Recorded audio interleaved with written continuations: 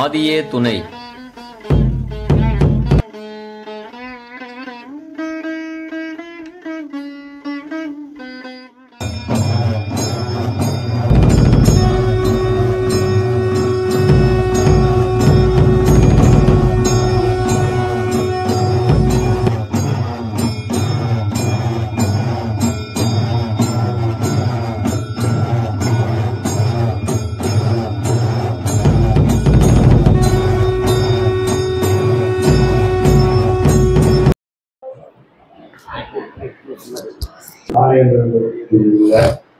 வேட்பாளி என்ற குமாரன் மீது சாலை மாணிக்கமான புத்தி பெறுகிறார்.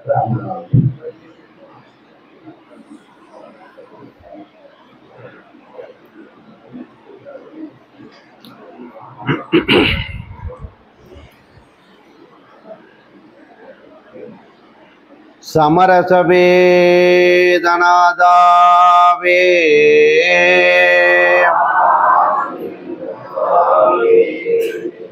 மெய்வழினா மணநாதமே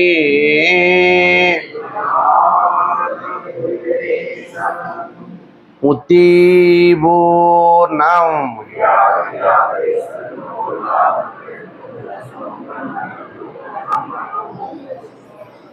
அனைவருக்கும் நமஸ்காரம். கலக்கமர பொது நடம் நான் கண்டு கொண்ட தருணம், கலக்கமர பொது நடம் நான் கண்டு கொண்ட தருணம், கடைசிறியேன் உளம் பூத்து காய்த்ததொரு காய்தான். கலக்கமர பொது நடம் நான் கண்டு கொண்ட தருணம், கடைசிறியேன் உளம் பூத்து காய்த்ததொரு காய்தான். விளக்கமுறபழுத்திடுமோ வெம்பி முதிர்ந்திடுமோ, விளக்கமுறபழுத்திடுமோ வெம்பி உதிர்ந்திடுமோ, வெம்பாது பழுக்கினும் என் கரத்தில் அகப்படுமோ.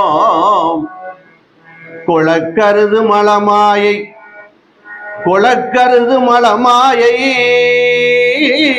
குரங்கு கவர்ந்திடுமோ, குரங்கு கவராது என் குறிப்பில் அகப்படினும், துளக்கமர உண்ணுவனோ துண்டை விக்கிக் கொள்ளுமோ. ஜோதி திருவுளம் எதுவோ ஏதும் அறிந்திலனே, இப்படி அறியானை அறிய வைத்து, இப்படி அறியானை அறிய வைத்து, அந்தனாயனை பிரட்டி பிறப்பித்தாரும். தெரியானை தெரிய வைத்து, தெரியானை தெரிய வைத்து, திரள் இருளை தீத்தெறிந்த தேசிகேந்திரா. பெரியானை பெரியானன் பெரியானை பெரியான் என்றனை ஓங்கி ஓங்கி பேச வைத்த பிறவா பெரே. சரியான சரிநிலையில் சரியான சரிநிலையில் என ஏறென்றேற்றி வைத்த சாலை வாழ்வே.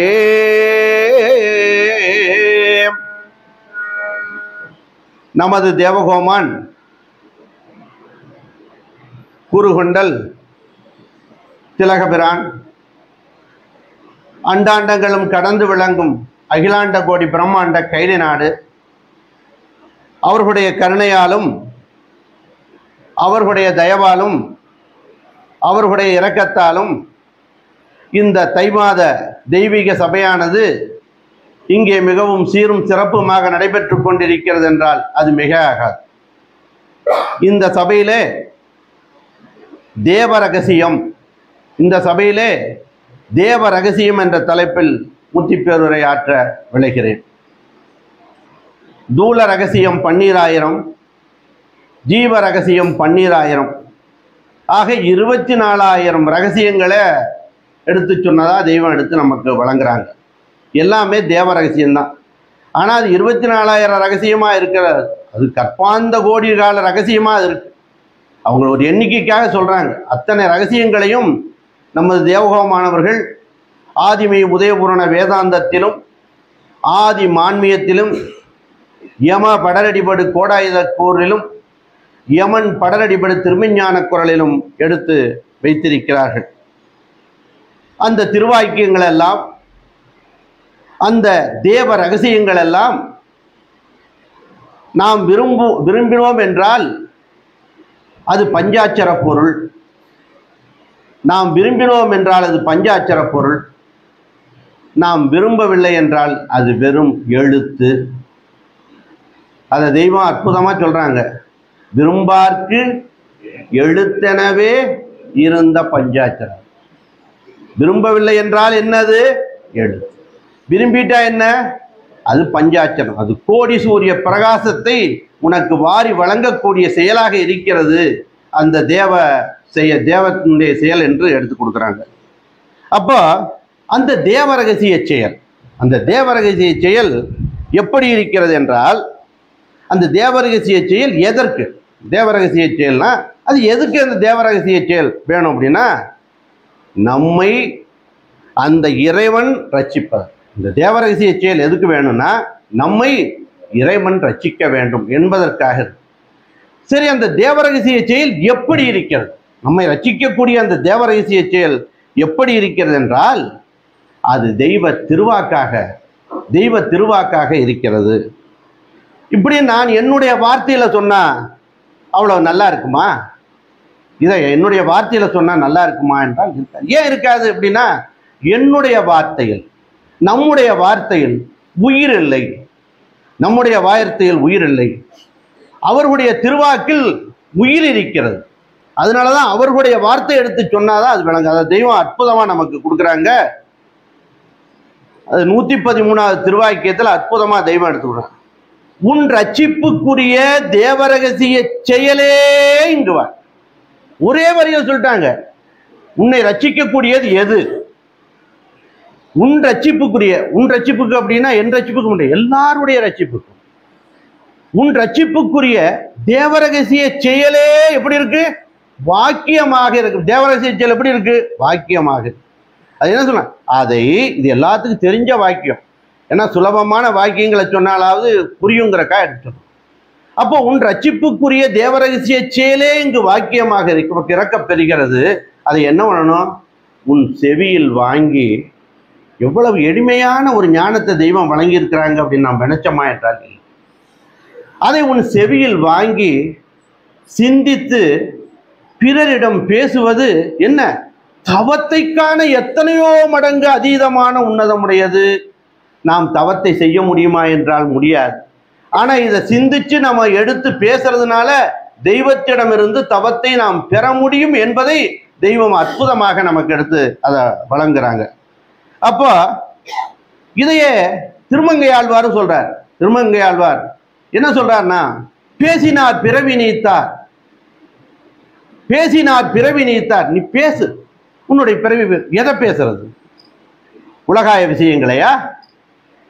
இல்ல கடை வச்சிருக்கிறமே அதை பத்தியா? இல்ல தொழில் வச்சிருக்கிறமே அதை பத்தியா பேசுறது? எதை பேசணும் அப்படின்னு அதான் அவரே சொல்றாரு. பேசினார் பிறவி நீத்தார் எதை? பேருளான் பெருமை பேசி. அந்த இறைவனுடைய பெருமையை நீ பேச வேண்டும். அப்ப பேசினார் பிறவி நீத்தார் பேருளான் பெருமை பேசி ஏசினார் உய்ந்து போனார் என்பது இவ்வுலகின் வண்ணம்ங்கிறார்.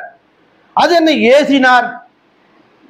ஏச்சுதல் என்பது என்ன என்றால், நாம் சாதாரணமாக எதை இந்த உலகத்தில் பேசினாலும் அது ஏச்சு. அப்ப ஏசினார் உய்ந்து போனார் என்பது இவ்வுலகின் வண்ணம் சொல்றாரு. நான் பேசினேன் ஐயா, அப்பனே, இறைவா, தெய்வமே, நான் பேசினேன், ஏச மாட்டேன், வெட்டிக்கதை பேச மாட்டேன். நான் பேசினேன், ஏச மாட்டேன். எதுக்கு? இந்த பேதை என் பிறவி நீத்தற்கு. அப்ப இந்த பிறவி நீக்கணும் இல்லையா? அதற்கு என்ன? ஆசையோ பெரிது கொள்கள் அடைகடல் வண்ணர் பாலை என்று திருமங்கை ஆழ்வார் அற்புதமாக எடுத்து சொல்றாங்க. இதையே நமது பெரிய தந்தை வடலூர் வள்ளல்பிரான் அவர்கள் எப்பாரும் எப்பதமும் எங்கனும் நான் சென்றே, அவரு எப்பாரும் எப்பதமும் எங்கனும் நான் சென்றே எந்தை நினது அருட்புகளை இயம்பிடல் வேண்டும். அப்படி இயம்பும் போது தப்பேது நான் செய்யணும். நான் பேசல தப்பு இருந்துட்டா, தப்பேது நான் செய்யணும், நீ பொறுத்தல் வேண்டும். ஆனால் என்ன? தலைவன் என்னை மறவாத நிலைமையும் வேண்டுவனே என்று அற்புதமாக. இதெல்லாம் பாடலா இருக்குதுங்கிறக்காக தெய்வம் நமக்கெல்லாம் சரியா புரியாதுங்கிறக்காக 125வது திருவாக்கியத்தில் அற்புதமாக சொல்றாங்க. ஒருவன் தான் படிக்கிற அளவை விட அதிகமாக பேச வேண்டும். இவங்க சொன்னதே தான் சொல்றாங்க. ஒருவன் தான் படிக்கிற அளவை விட அதிகமாக பேச வேண்டும். பேசலன்னா என்ன ஆகும்? பேசலன்னா என்ன? இல்லாவிட்டால் அதுவே அவன் ஜீவனில் களையாக மண்டிவிடும். பயிர்ல களை மண்டிச்சுன்னா என்ன ஆகுனா அந்த பயிர் விளைவு ஏறாது. அப்ப இந்த ஜீவன்ல களை மண்டுனா ஜீவ பயிர் ஏறாது. அதான் சொல்றாங்க. அப்போ அதுதான் தெய்வம் அற்புதமா சொல்றாங்க. ஒருவன் தான் படிக்கிற அளவை விட அதிகமாக பேச வேண்டும், இல்லாவிட்டால் அதுவே அவன் ஜீவனில் களையாக மண்டிவிடும். தொனியை அதிகமாக மெய்ச்செயல் செலவு செய்கிறவனே ஜீவன் முத்தனாகிறான். யார் ஜீவன் முத்தனாகிறான்? ஜீவன் முத்தன் ஆவதற்கு இதை விட ஒரு எளிமையான ஒரு பாதையை இந்த உலகத்தில் யாராவது எடுத்து வழங்கியிருப்பார்களா என்றால் இல்லை. அது அற்புதமா தெய்வம் எடுத்து நம்மளுக்கு கொடுக்குறாங்க. அப்போ அடுத்து இன்னொன்னு தெய்வம் சொல்றாங்க, தேவ ரகசியம் தேடு உன் உடம்புள். அறிவறி பாடத்துல தேவ ரகசியம் சேர்ந்த நெறியோ. இந்த தேவ ரகசியத்தை நம்ம வேதத்துல எடுத்து வச்சிருக்காங்க. இந்த தேவ ரகசியத்தை யார் தெரிஞ்சுக்கிறாங்களோ அவர்களே எல்லாம் தேவர்கள் என்று திருமறை தீர்ப்பு சொல்லுது என்று தெய்வம் கொடுக்குறாங்க. அடுத்து அதுலயே அறிவறி பாடத்துல தேவராய் பிறக்க தேரைந்து மந்திரம். தேவராய் பிறக்கணும்னா எத்தனை மந்திரம் வேணும்? என்ன மந்திரம்? 5 மந்திரம் யாராவது சொல்ல முடியுமா? இப்போ கேட்குற கொண்டாரு வினா கேட்டு அவங்களுக்கு அந்த அறிவில் வந்தா தான் நல்லதுன்னு இப்போ கோபாலகிருஷ்ணன் பிள்ளை சொன்னாரு. தேவராய் பிறக்க தேரைந்து மந்திரம். அது என்ன மந்திரம்? அந்த 5 மந்திரம் என்று யாருக்காவது தெரியுமா? ஏன்னா தெரிஞ்சு சொல்றதுக்கு நேரம் ஆயிரும். அப்புறம் டைம் ஆயிடுச்சுன்னு காவியன் அண்ணா உட்காருங்க என்று வர்றதுக்கு நானே சொல்லிடுறேன் அதை. அப்போ அந்த மந்திரம் என்ன அப்படின்னு சொன்னா, ஒன்று இன்னைக்கு தெரிஞ்சுக்கிறோம். இப்போ நம்ம போகும்போது கோபாலகிருஷ்ணன் பிள்ளை அற்புதமா சொன்னார். அது தெய்வத்துக்கு தெரியும். வந்திருக்கிறவங்களுடைய அந்த எண்ணத்தை, அந்த தூளத்தை பார்க்கும்போதே என்ன அவர்களுக்கு வேண்டும் என்பது அவர்களுக்கு தெரிஞ்சது எடுத்து சொன்னாங்க. இங்க இருக்கிறவங்களுக்கு என்ன வேணும்னு நம்ம மாதிரி ஆளுகளுக்கு தெரியுமா? அதற்காக தான் ஒரு கேள்வி கேட்டீங்கன்னா அதை வச்சாவது இந்த தடவை சொல்லலைன்னா கூட அடுத்த தடவை பொறுக்கிட்டு வந்து நம்ம அவங்களுக்கு சொல்லட்டும் விளங்கிக்கலான்னு அற்புதமா சொன்னார். அதுபோல இப்போ இந்த மூலம் இதை என்ன பண்ணணும் அப்படின்னா, போகும்போது நம்ம எல்லாருமே இந்த வாயு உணவை எடுத்துட்டு போறோம். கண்டிப்பா எடுத்துட்டு போவோம். இங்க வந்தவங்களை யாராவது வாயு உணவு எடுத்துட்டு போகாம இருப்பாங்களா? எதுல எடுத்துட்டு போவோம் வாயு உணர்வை? வயிற்றுல எடுத்துட்டு போயிடுவோமா? எடுத்துட்டு போக மாட்டோமா வாயு உணவை? அப்ப அந்த செவி உணவையும் இங்கிருந்து நாம் எப்ப எடுத்துட்டு போறோமோ அப்பதான் இந்த சபை நிறைவு பெறும் இல்லையா? அதை எடுத்துட்டு போகல நிறைவு வருமா? அப்ப அதை எடுத்துட்டு போனோம். அதுக்காக தான் இன்னைக்கு தெய்வ திருவாக்கியம் வைக்கிறோம், மான்மியம் படிக்கிறோம், பாடல் படிக்கிறோம், தீர்க்க தரிசனம் படிக்கிறோம். எல்லாம் எதுக்கு போட்டு இது இல்லை ஏதாவது அதுக்காக பூராத்தையுமே அவர் பேசுனது பூரா நான் பேசுன பூரா எடுத்துட்டு போக முடியுமா? முடியாது. ஆனா 1-2 அதுல 1-2 எடுத்துட்டு போய் நாம் அசை போட வேண்டும் என்பதற்காகத்தான் இதை எடுத்து கொடுக்குறோம். அதுதான் சொன்னார். அப்போ இந்த மந்திரம் என்னன்னு சொல்றோம். அதுக்கு விளக்கம் எல்லாம் சொல்றதுக்கு நமக்கு நேரம் இல்லை. 1 மூல மந்திரம், நல்லா 1 மூல மந்திரம். 2வது மகா சங்கல்ப மந்திரம். எது? தேவராய் பிறக்க தேரைந்து மந்திரம். எத்தனையோ மந்திரங்கள் இருக்கு. ஆனா நமக்கு தெரிஞ்ச அந்த 5 மந்திரத்தை மாத்திரம் சொல்றோம். அப்படி நீங்க போய் இன்னும் தேடி பார்த்து இன்னும் எத்தனையோ மந்திரங்கள் இருந்தா எடுக்கலாம். அதுல ஒன்றும் தவறு கிடையாது. அப்போ 1 மூல மந்திரம், 2வது மகா சங்கல்ப மந்திரம். மூல மந்திரம் எப்பவும் சொல்றோம், எந்த நேரமும் சொல்லலான்ட்டாங்க. மகா சங்கல்ப மந்திரம் காலையில 7 மணிக்கு சொல்றோம். அடுத்து நன்னம்பிக்கை வைப்பு என்னும் பாவ விமோச்சன திருமந்திரம் 3வது மந்திரம். நன்னம்பிக்கை வைப்பு என்னும் பாவம், அது எப்ப சொல்றோம்? வைகாசி மாதம் ஒரு தடவை சொல்றோம். அது எல்லாத்துக்கும் மனப்பாடம் இருக்குன்னு சொல்ல முடியாது, இருக்கவும் முடியாது. எப்போ ஏதோ ஒரு வருஷத்துக்கு ஒரு தடவை சொல்றதுனால இது 2ம் மனப்பாடமா இருக்கும். மூல மந்திரமும் மகாசங்கமும் நம்மளுக்கு மனப்பாடம். அடுத்து இந்த 3 மந்திரமும் நம்மளுக்கு எல்லாத்துக்கும் தெரியும். அடுத்து தெய்வம் அற்புதமா சொல்றாங்க, உனக்கு மூல மந்திரம் தெரியும், ஆனா முதல் மந்திரம் தெரியுமான்னு கேட்குறாங்க. என்ன தெரியும் கேட்பாங்க? மூல மந்திரம் எல்லாத்துக்கும் தெரியும், முதல் மந்திரம் தெரியுமா? அப்ப முதல் மந்திரம் என்னன்னு சொல்றாங்க. அடுத்து இன்னொன்று மகா மந்திரம், மகா சங்கல்ப மந்திரம் வேற, மகா மந்திரம் வேற அப்படின்னு அதை எடுத்து கொடுக்குறாங்க. இந்த 5 மந்திரம், இந்த 5 மந்திரத்தையும் எதுல எடுத்து வச்சிருக்காங்க தெய்வம் என்றால் மாசிலான் மறைப்படியும், இதுல எடுத்து வச்சிருக்காங்க 5 மந்திரத்தையும். மாசிலான் மறைப்படியும் எண்ணில் கோடி மந்திரங்கள் அனைத்தும் ஒரு மொழிக்குள் வைத்து. என்ன மொழி?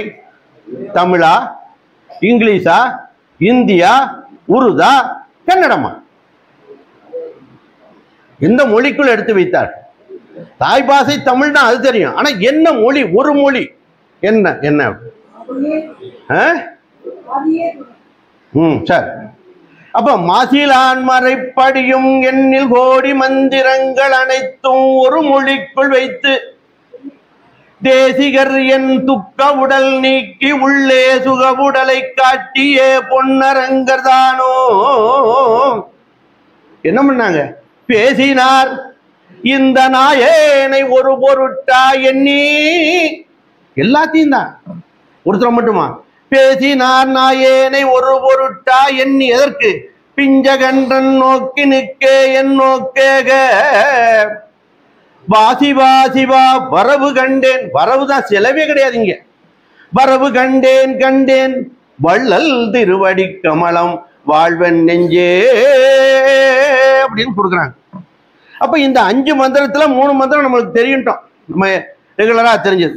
இந்த ஏன்னா அதுக்கு நேரம் இந்த 4வது மந்திரமும் 5வது மந்திரம் என்னன்னு நீங்க தெரிஞ்சுப்போம். 4வது மந்திரம் என்ன என்றால் 259வது திருவாக்கியத்துல தெய்வம் இந்த 4வது மந்திரத்தை நம்மளுக்கு எடுத்து 250 தன் குற்றம் தெரியாதவன். பாருங்க இவ்வளவு ஒரே இதுல விஞ்ஞானத்துல ஒரே ஸ்டெப். இந்த படி அடுத்தபடி அடுத்தபடி 18 படி ஏறினா வீட்டுக்குள்ள ஏறிடலாம், 17 படி ஏறினா மாடிக்கு போயிடலாம்.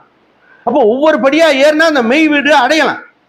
மாடி வீட்டுக்கு போகணும், கீழே இருந்து தாவி ஒரேதா போயிட முடியுமா? இப்போ ஒவ்வொரு படியா போனா போகலாம் இல்லையா?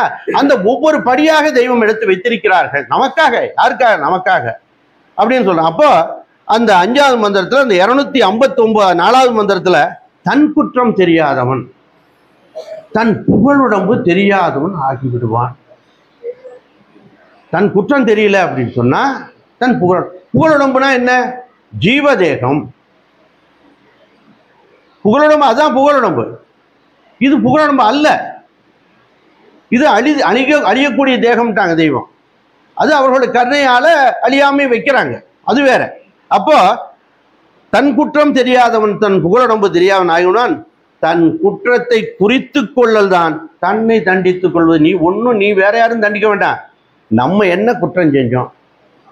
காவியனாவை நான் குறை சொல்றதுக்கு முன்னாடி அந்த குறை நான் என்ன என்று நான் குறிச்சிட்டேன்னா என்ன தண்டனை? எனக்கு என்ன அப்படின்னு சொல்லிட்டு என்ன சொல்றாங்க பாருங்க.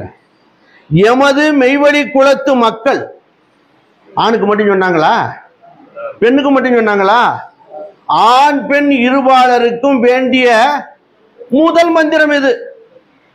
என்ன மந்திரம்? குற்றம் யாரையும் சொல்லக்கூடாது. குற்றம் சொல்றதுக்கு முன்னாடி நாம் என்ன குற்றம் செய்திருக்கிறோம் என்று சொல்லிக்க வேண்டும் என்பது தான் அதை எடுத்து சொல்லு. அந்த மெய்வீடு எது? அந்த மெய்வீடு ஏறணும். இது எதுக்கு? மெய்குலத்து மக்கள் இருவருக்கும் வேண்டிய முதல் மந்திரம் இது. அப்ப எதுக்கு? நீ இன்னொன்னு சொல்றாங்க, இது எதுக்கு அப்படின்னு. நீ கை போடுகிற, நம்ம கை போட்டோமா போடலையாங்கிறது தெரியாது. நீ கை போடுகிற மெய் வீட்டிற்கு இதுவே அஸ்திவாரம். இப்போ இந்த பில்டிங் கட்டியிருப்பாங்க, இந்த பில்டிங் கட்டினா செங்கல் சிமெண்ட் சுண்ணாம்பு எதையோ வச்சு கட்டியிருப்பாங்க அஸ்திவாரம். இந்த அஸ்திவாரம் இல்லாமல் இது நிற்காது. அப்போ இந்த மெய் வீடு ஏறணும்னா நம்மளுக்கு என்ன வேணும்? அஸ்திவாரம் வேணும். அந்த அஸ்திவாரம் 10 பைசா கூட செலவில். இந்த இதுக்கு எவ்வளவா செலவு பண்ணணும்? அதுக்கு செலவே இல்லை. அப்ப அந்த அஸ்திவாரம் என்ன? நம் குற்றம் என்னன்னு தெரிஞ்சுக்கிட்டோம்னாலே அது அஸ்திவாரம். அதுதான் சொல்றாங்க. அந்த வீடு எப்படி, என்ன வீடு ஏறணும்னா அறங்களொருங்கு திரண்டொரு வீடு. அந்த வீடு என்ன வீடு? அறங்களெல்லாம் திரண்டு ஒரு வீடு கட்டணும். அதான் மெய் வீடு. அறங்களொருங்கு திரண்டொரு வீடு வரங்கொடையின் பெருமான். அந்த அந்த அந்த கொடையும் யார் கொடுக்குறா?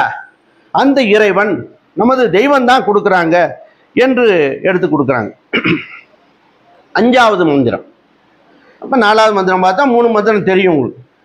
புல்லனுக்கு புல்லாக போவதும், புல்லனுக்கு புல்லாக போவதும் வல்லவனுக்கு, அந்த புல்லனுக்கு புல்லாதான் போகும். அது மெய் இருக்குது, இறைவன் இருக்கிறார் என்றால் இருக்கிறார், இல்லை என்றால் இல்லை. நீ இல்லாட்டி இல்லை போ.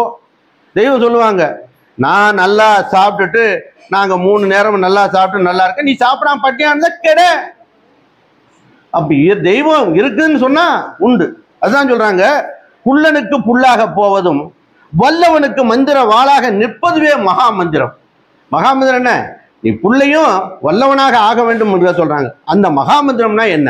இப்ப அதையும் சொல்லிட்டு தெய்வம் மகா மந்திரம்னா என்னன்னா, உலகத்தில் உள்ள தவங்களுக்கெல்லாம், உலகத்தில் உள்ள தவங்களுக்கெல்லாம், ஒரு தவத்தை சொல்ல, உலகத்தில் உள்ள தவங்களுக்கெல்லாம், தான தர்மங்களுக்கெல்லாம், உலகத்தில் தான தர்மம் எத்தனையோ பண்றாங்க இல்லையா, தான தர்மங்களுக்கெல்லாம், நன்மைகளுக்கெல்லாம், என்ன நன்மை இருந்தாலும் இதுக்கெல்லாம் மேலான சிரேஷ்டமாகிய ஒரு தவம் இருக்கிறது.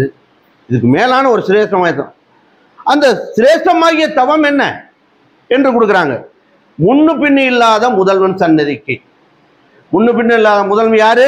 இறைவன், தெய்வம். அந்த முன்னு பின்னு இல்லாத முதல்வன் சன்னதிக்கு உன்னை எத்தி வைக்கின்ற திருவசனங்கள் எங்கு வெளியாகின்றனவோ அந்த எல்லைக்கு போய் அந்த தேவ தீர்ப்பு வசனங்களை கேட்பதுவே தவம். எவ்வளவு அற்புதமா சொல்றாங்க. அப்ப இப்ப கேட்கிறோமே, தவமா? தவம் இல்லையா? தவம். எந்த எல்லை, இந்த இடம் கிடையாது, எந்த இடத்துல இதை நான் பேசணும். வேற வெட்டி பேச்சு பேசுனா அந்த இடத்துல உட்காரக்கூடாது. சரி, எனக்கு வேலை இருக்காது, வேண்டாம், என் காதலியே போடாத. ஏன்னா நம்ம இருக்கிறனாலோ கொஞ்சம் உள்ளது 100 ஆண்டில்னு அது எடுத்து கொடுக்குறாங்க தெய்வம். அப்ப அந்த நாள் வேண்டாம் அப்படின்னு சொல்றாங்க. அடுத்தது தேவ தீர்ப்பு வசனம், அந்த வசனம் கேட்கணும் தான், அதுதான் மகா மந்திரம் என்று சொல்றாங்க. இன்னொரு அற்புதமா சொல்றாங்க, நாவுக்கு பெரிதாக உலகம் இல்லை. இது ஒரு ஒவ்வொரு மந்திரத்திலையும் ஒவ்வொரு தேவ ரகசியத்தை தெய்வம் எடுத்து சொல்றாங்க. நாவுக்கு பெரிதாக உலகம் இல்லை. வரும்போதே கலைவாணினா யாருன்னு கேட்டாரு சம்பந்தன். அப்போ நாவுக்கு பெரிதாக உலகம் இல்லை. நாவுக்கு பெரிதுனா எல்லாருக்கும் நாவு இருக்கு, நாய்க்கு கூட நாவு இருக்கு. யாருக்கு நாவு இல்லை? இப்ப அந்த நாவா? இல்லை, நம்மளுக்கும் நாவு இருக்கு. அதான் நாவுக்கு பெரிதாக உலகம் இல்லை. உலகமே கிடையாது நாவுக்கு பெரிதாக. நாவுக்கு பெரிதாக உலகம் இல்லை.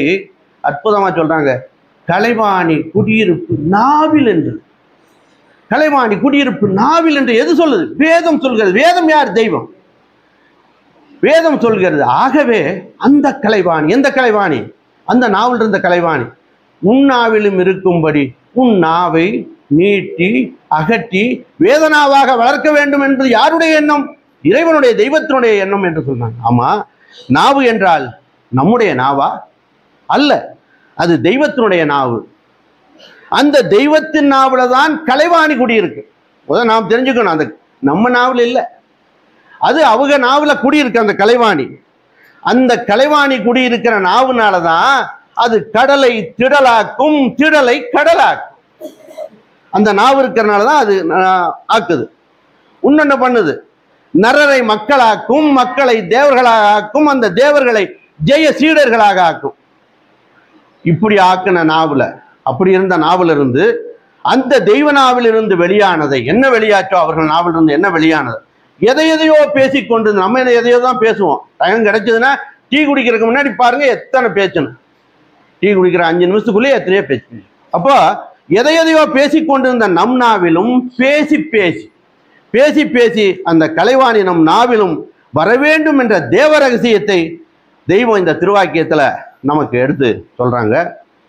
அடுத்து, சொல்லாத நிலையையும் வழி நூலில் சொல்லி மறைத்து வைத்தேன் சந்ததி கட்டாய்.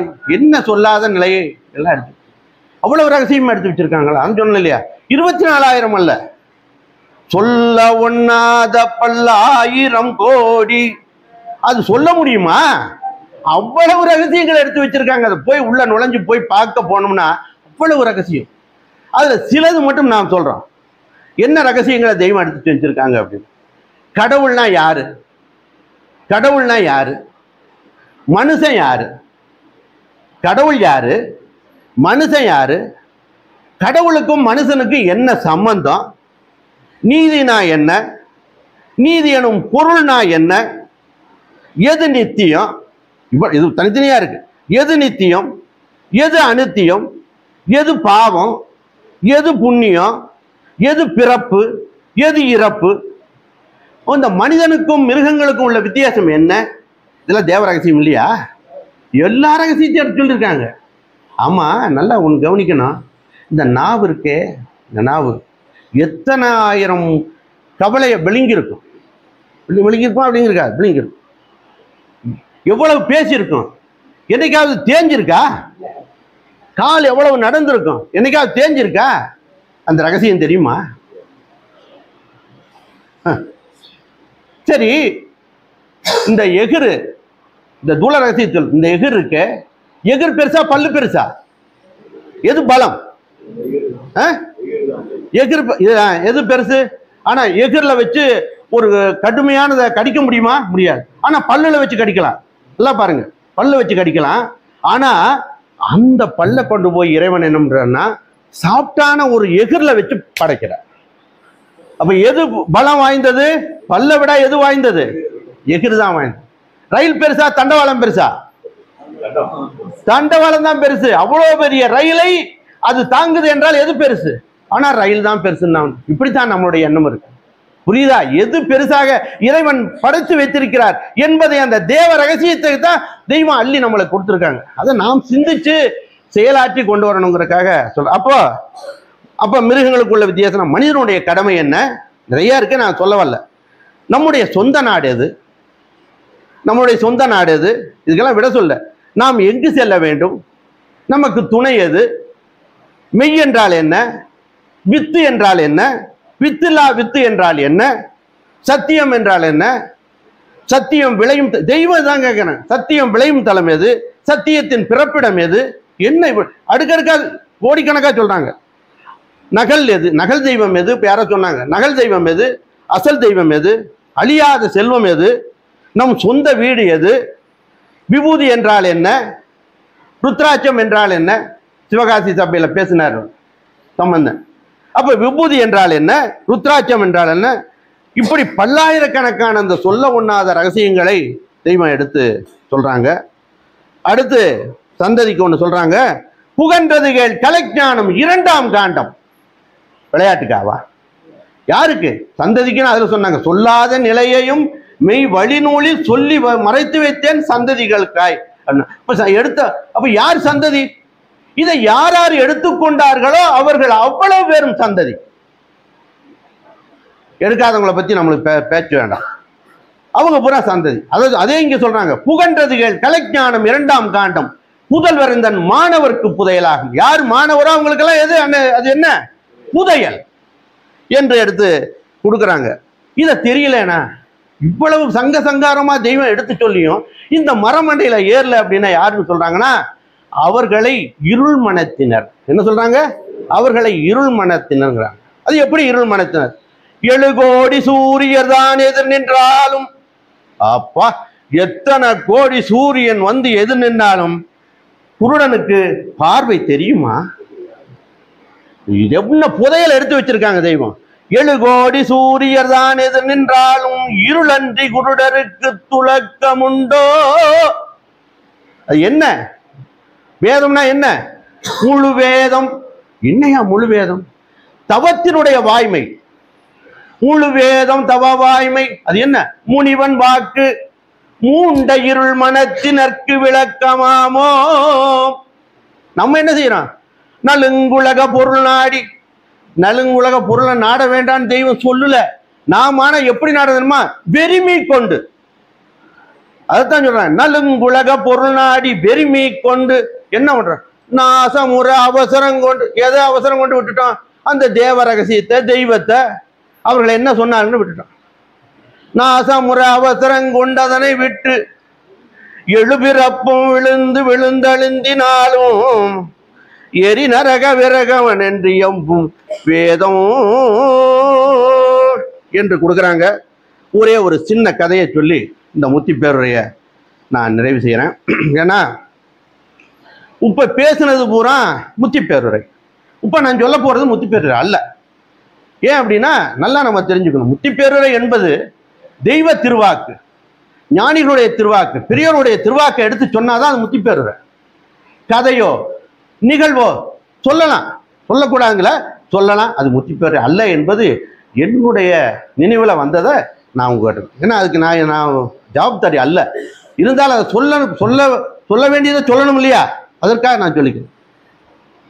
சோழ நாட்டில் இந்த கதையோட முடிச்சிடறேன்.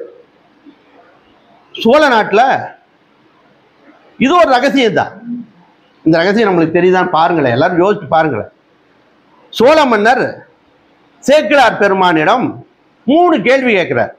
3 கேள்வி நல்லா இப்போ பேசுனதெல்லாம் ஞாபகம் வச்சு, அவர் சொன்ன மாதிரி, கோபாலகிருஷ்ணன் சொன்ன மாதிரி அடுத்த தடவை நீங்க ஞாபகம் வச்சுக்கணும். அப்போ 3 கேள்வி. என்ன கேள்வினா, இறைவன் எங்கே இருக்கிறார்? நம்மளுக்கு எல்லாம் தெரியுமில்ல இறைவன் எங்கே இருக்காரு? தெரியுமா தெரியாதா? தெரியுமில்ல, தெரிஞ்சா சொந்தம். அப்போ இறைவன் எங்கே இருக்கிறார்? எந்த திசையை பார்த்து கொண்டிருக்கிறார்? அந்த இறைவன் எந்த திசையை பார்த்து கொண்டிருக்கிறார்?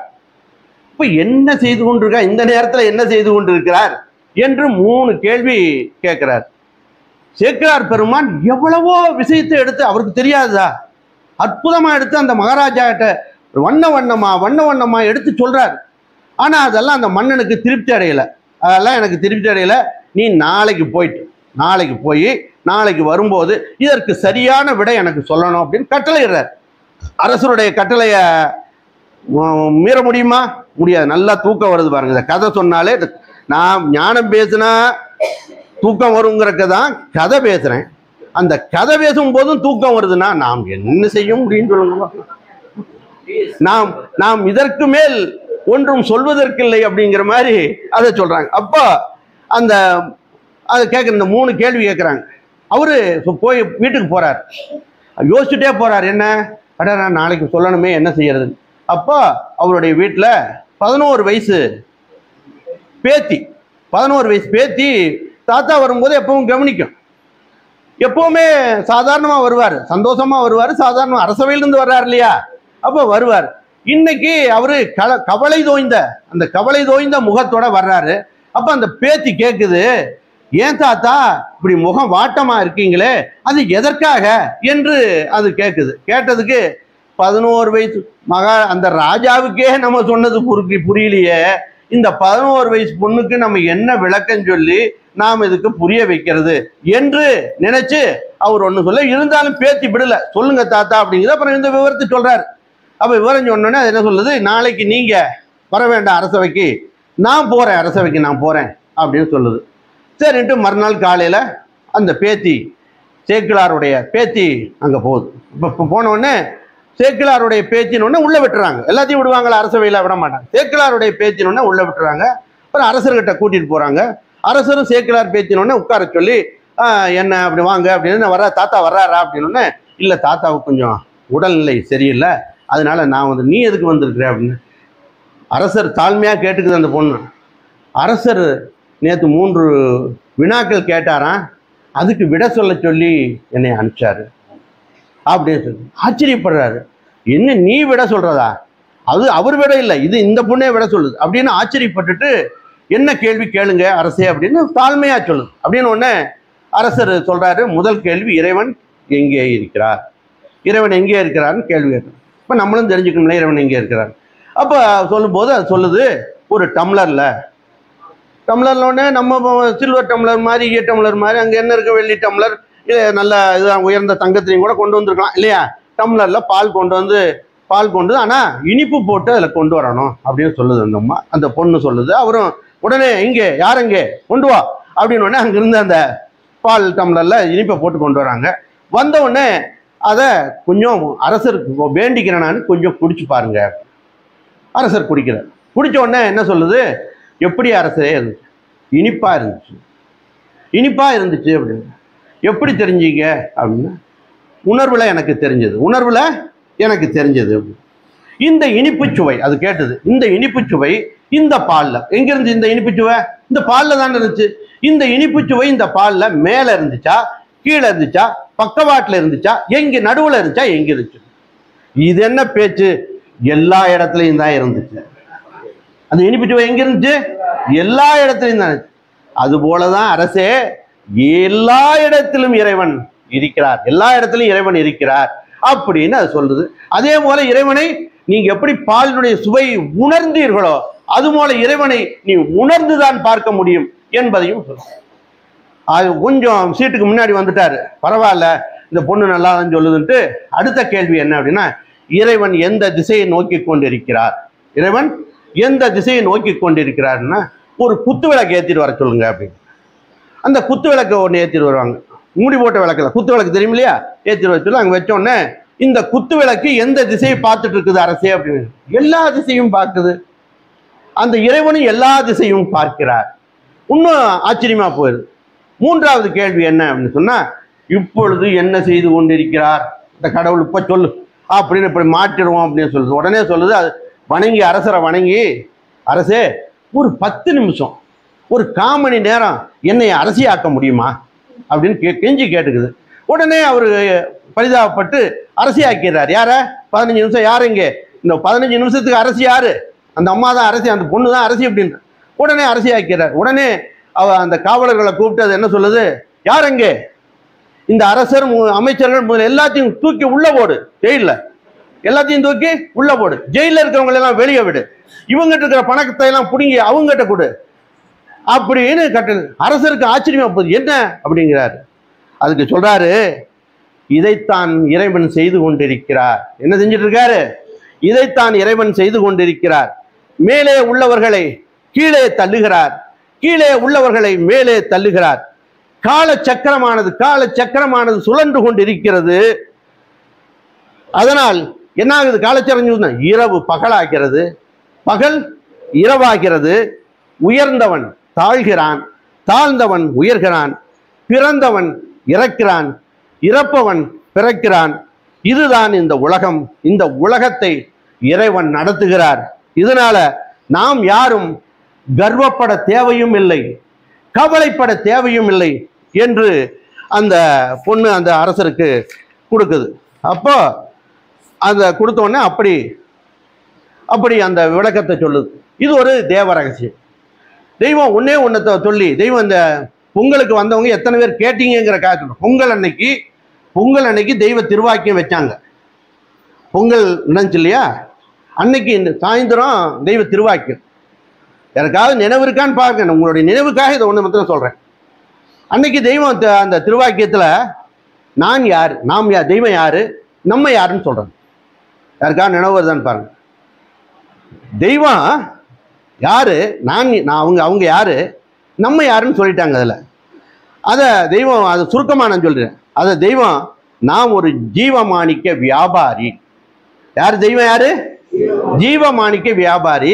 இந்த ஜீவமாணிக்கத்தை வடலூர் வள்ளற்பிரான் அவர்களும் கொண்டு வந்தார்கள். இப்ப நினைவுக்கு வரல, வடலூர் அன்னைக்கு இருந்தவங்களுக்கு வடலூர் வள்ளற்பிரான் அவர்களும் கொண்டு வந்தாங்க. அதை அங்கிருந்தவங்க சீச்சு கழிச்சிட்டாங்க. அதனால அதே அந்த ஜீவமாணிக்கத்தை நான் கொண்டு வந்திருக்கேன். ஆனா எங்கிட்ட பல்லாயிரக்கணக்கான அந்த ஜீவமாணிக்கத்தை வாங்கக்கூடிய வியாபாரிகள் யாரு? நாம் அப்படின்னு ஒரு நாள் நினைச்சோமா? ஜீவமாணிக்கத்தை வாங்கக்கூடிய வியாபாரிகளா நாம் இருக்கிறோம். யார்கிட்ட இருந்து? அந்த தேவாதி தேவன்கிட்ட, அந்த பரமனே உருவெடுத்து பாரிடை குருவாய் வந்த அந்த தெய்வத்திட்ட இருந்து அந்த ஜீவமாணிக்கத்தை பெறக்கூடிய தகுதி நாம் இருக்கிறதா, நாம் வந்தோமா என்று நாம் நினைக்கிறோமோ? அப்படி அந்த ஜீவமாணிக்கமாகிய அந்த தேவரகசிய செயலை பெற்ற நாம் எந்த எக்களிப்பில் இருக்க வேண்டும்? எந்த எக்களிப்பில் இருக்கணும்? எது வந்தால் என்ன? யாராவது இருக்கிறோமா? நம்மளை திடப்படுத்துறாங்க தெய்வம். எது வந்தால் என்ன, எது போனால் என்ன? அந்த அழியா பெருநிதி புதுவாழ்வு அளிக்கும் பெருமான் நம்மோடு இருக்கிறார்கள் என்ற எக்களிப்பில் அல்லவா, அந்த பெருமிதத்தில் அல்லவா வாழ வேண்டும் என்கிறார்கள். ஆகவே அந்த தெய்வ எக்களிப்பில் வாழ்வோம் என கூறி முத்திப்பேருரை மீண்டும் தொடரும். நமஸ்காரம்.